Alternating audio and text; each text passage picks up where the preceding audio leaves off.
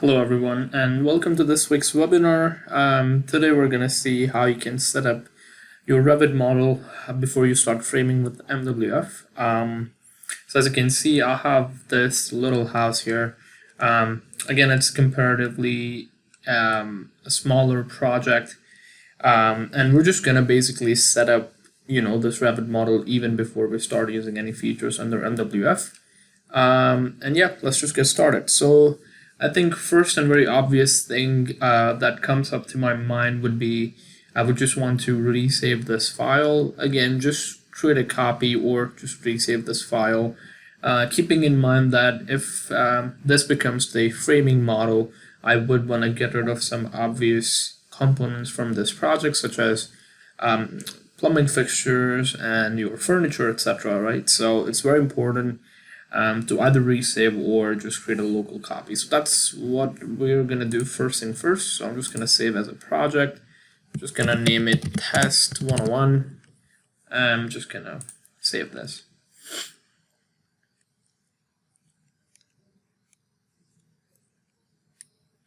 Just give it a second.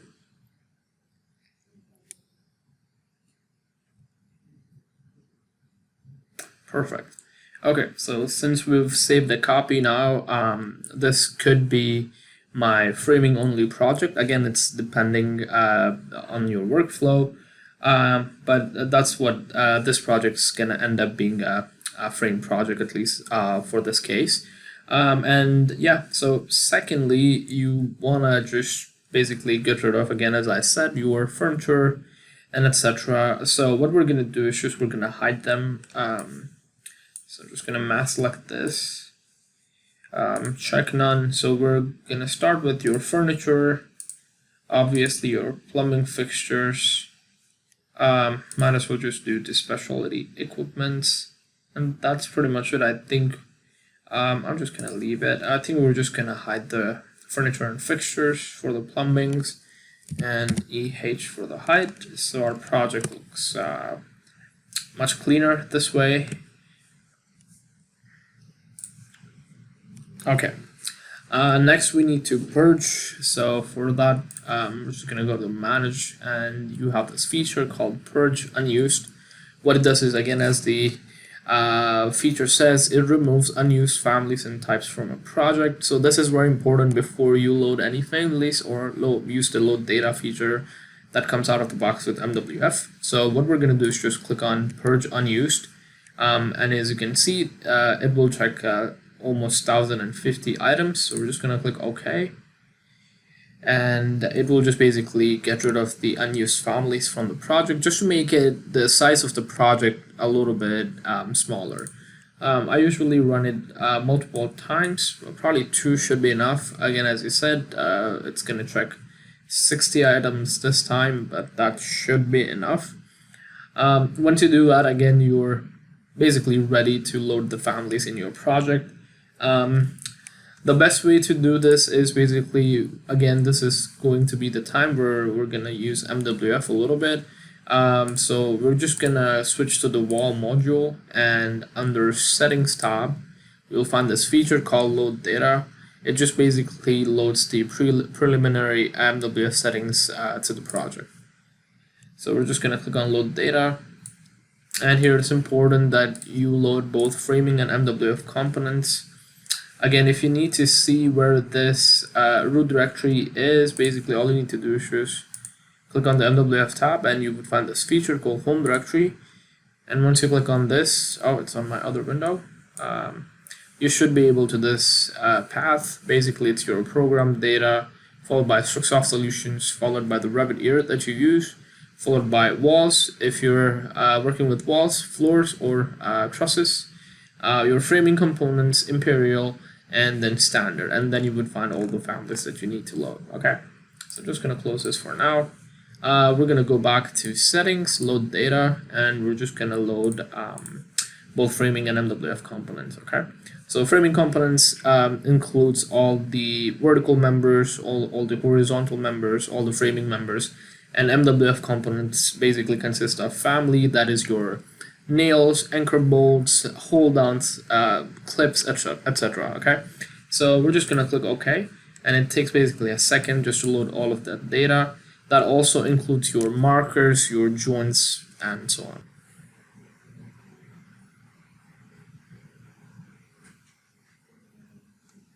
Okay, so we're done with the loading data. Now we just need to load families. The way you can do it is just go through insert and click on your load family. And here we just need to follow the same path that we just seen. So your local disk C, program data, again we're just going to go Strucsoft solutions, Revit you're using, walls, framing component, and imperial. And we're going to go standard, and that's it. Okay. So I'm going to frame this project using basically our dimension lumber family. But if you're using LGS, you can just click on the BIMSF SSMS family. Okay. We're just going to click on, as I said, dimension lumber family, open, and this is basically your types. So depending on what members you frame with, I'm just going to select 2x3, 4, 2x3, till 2x12, and click on OK. And override the existing with the parameter values.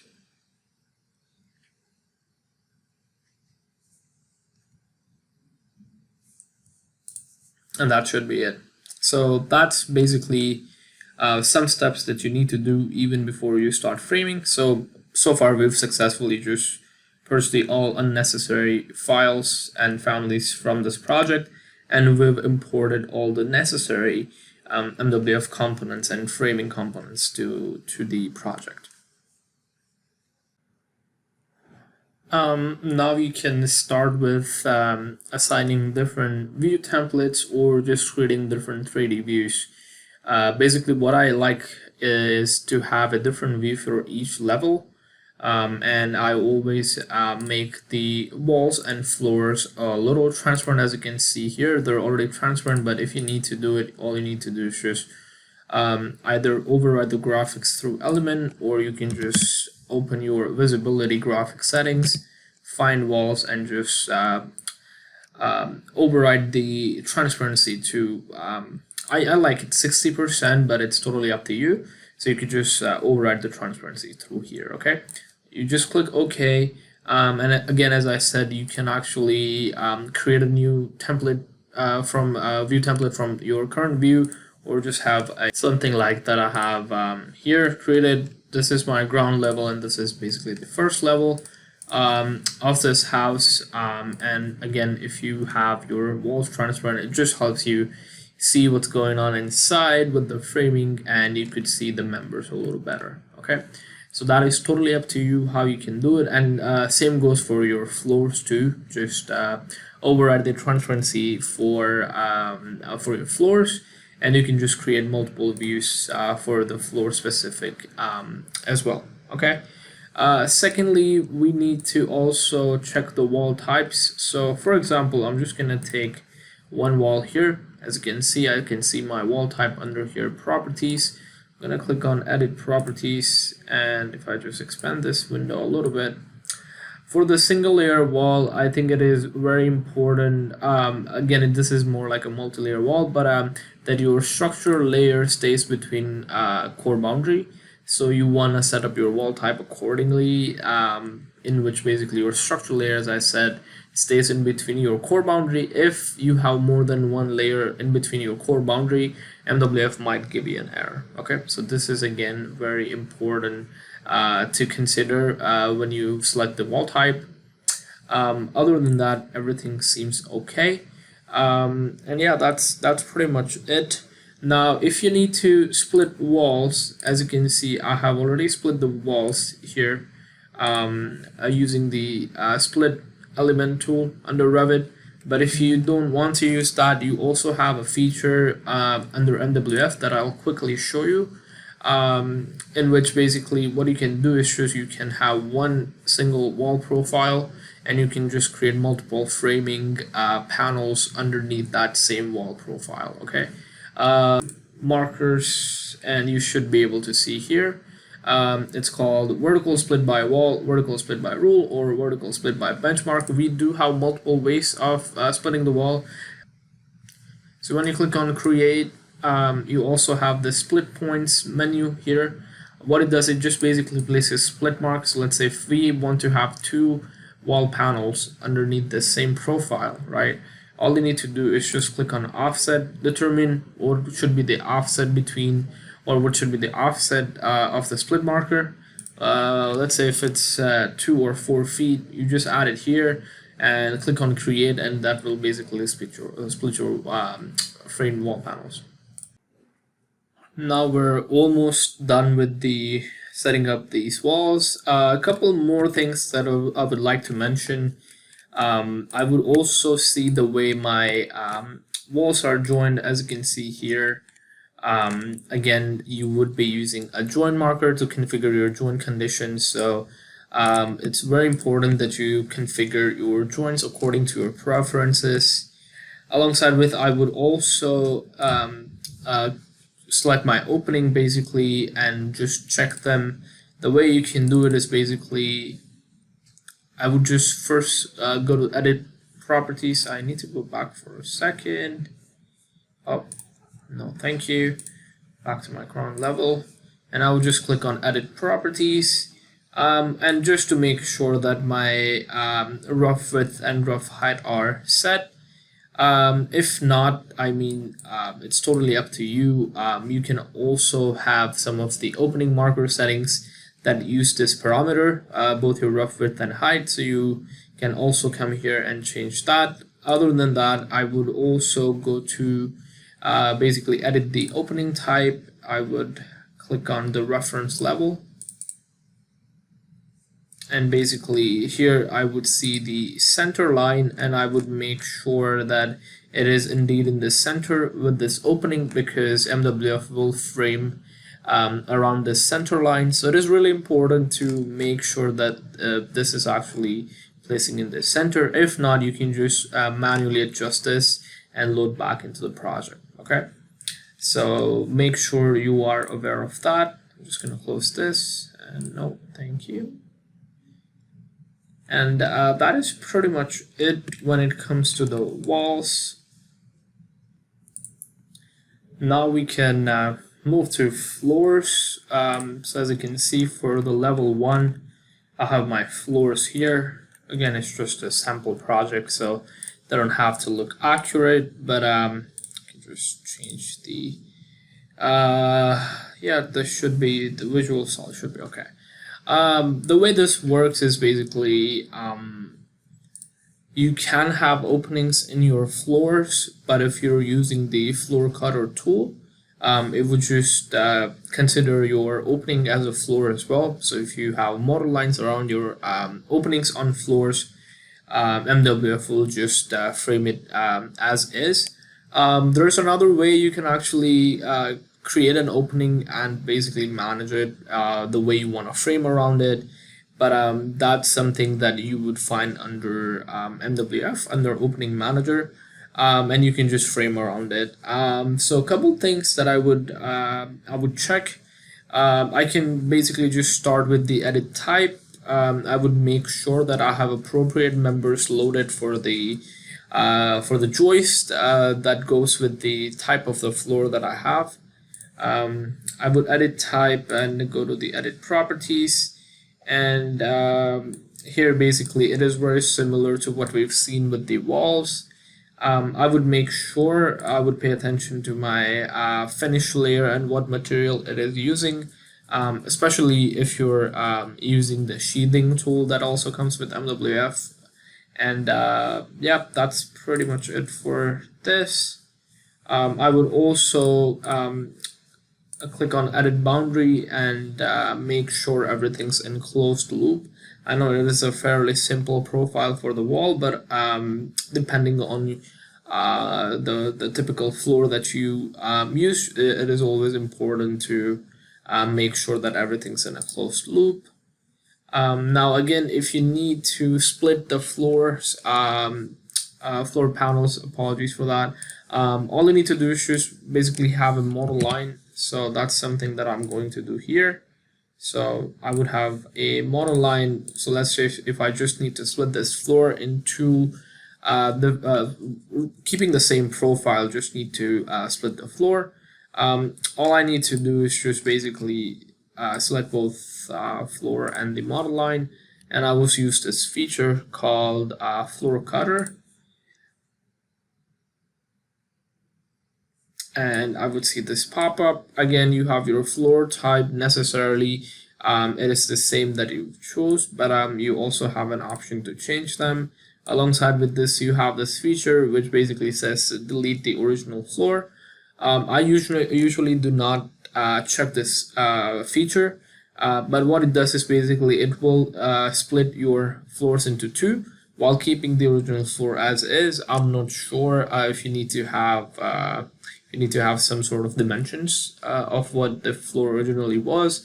It could be useful, but in my practice, I usually don't check this. And we're just gonna click on OK. So as you can see, now our floor is basically split into two. Okay. I would also like to show you that you can also have some of the panels created just like this outside your project with different kinds of openings, and basically that helps you set up your templates.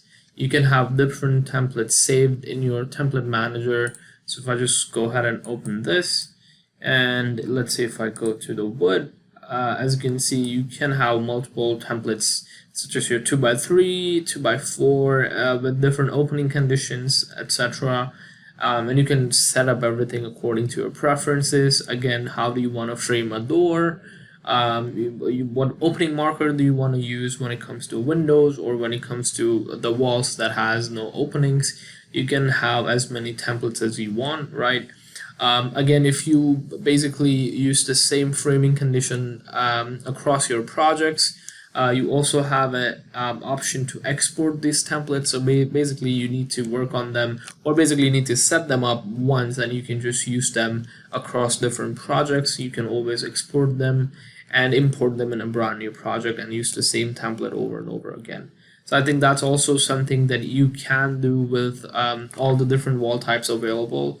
You could do same with the floors. Again, you just need to switch to the floor module, and when you click on template manager, you would be able to see different, as you can see here, different templates that I've already saved or comes out of the box with the default template folder.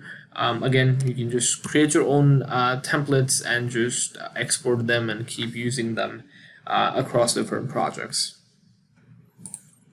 Now let's talk more about how you can basically, frame both walls and floors, and basically have everything aligned, all the stud members, ideally how you want to align them. For that, we have a new feature under settings called project benchmark.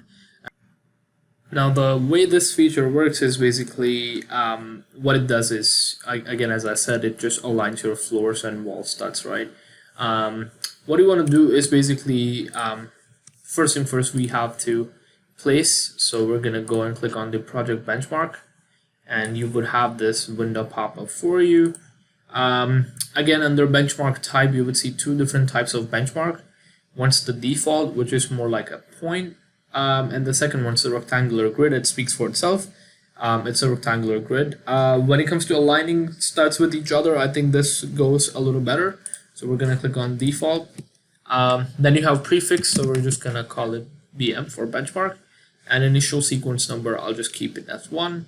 And then you basically need to turn on different templates. Okay, we're working with the wood, so we're gonna turn on all the wood templates for basically your wall module, floor module, and rafters. Okay, and once you click OK, it will ask you basically where you want to place this benchmark. So let's just place it somewhere over here. Okay, now what we want to do is just basically frame walls. So we're going to start with selecting walls and click on create. We're going to click on template, and under default template you would find this template called wood benchmark, which wasn't there before. Okay, so we're going to set this as active, select close, and create.